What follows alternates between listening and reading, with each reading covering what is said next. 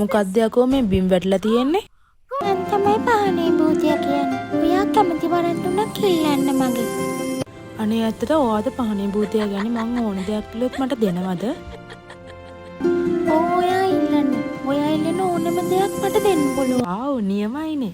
එහෙනම් මට ලස්සන ෆෝන් එකක් මාවලා දෙන්න. ඒක නම් හරිම ලස්සනයි. මං එහෙනම් මේකෙන් මගේ මැරිච් ආච්චිට කෝල් එකක් ගන්නවා. ආච්චි මම මේ ඔයාලට කෝල් එකක් ගත්තේ ඔයා ඉපදුනේ අපාය දිව්‍ය ලෝකෙද කියලා අහගන්න. අයියෝ මේ මොකද මේ? ආච්චිට මං කියන දේවල් ඇහෙන්නේ නැද්ද? ඒ මතුවට මේ මොකද මේ පොල් බූරුව hina වෙන්නේ? ඕකෙන් ඉතින් කාටවත්ම කෝල් ගන්න බෑ. මං ඕක ලස්සනට මවල දුන්න ෆෝන් එකක් විතරයි. කෝල් ගන්න බැරි ෆෝන් එකක් මොකටද යකෝ මැව්වේ? මූ පහනේ භූතයන් මේ පහනේ බූරුවද කොහෙද? මට ඉතින් හම්බුන තමයි මේ වගේ බූරුව තමයි. කමන්නේ මං ඊළඟ වරම ඉල්ලන්න. ඒකවත් මූ හරියට මට දුන්නොත් හොඳයි.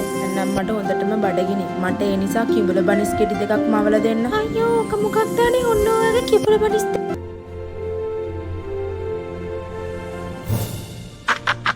යකෝ සුනක භූතයෝ තොගෙන් ඉල්ලුවේ කිඹුල බනිස් මිසක ගෙඹ බනිස් නෙමෙයි යකෝ. හරි ඉතින් පොඩි අත්වැරදීමක් උනේ.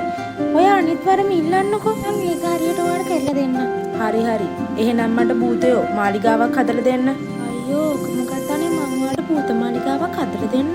මොකක්ද යකෝ මූ මේ පාර කරලා තියෙන මාලිගාවක් ඉල්ලුවේ නැතුව භූතයෝ ඉන්න මාලිගාවක් නෙමෙයි. ඕ මං හිතුවා ඔයා ඉල්ලුවේ භූත මාලිගාවක් කියලා. මම මේ සුනක භූතයා එළියට ආවට වඩා හොඳයි ඇතුළටම වෙලා හිටියන. ඇත්තටම මට තව වරමක් තියෙනවා නම් මූ ඇතුළට දානවා ආයෙ සදහටම එළියට එන්න බැරි වෙන්නම.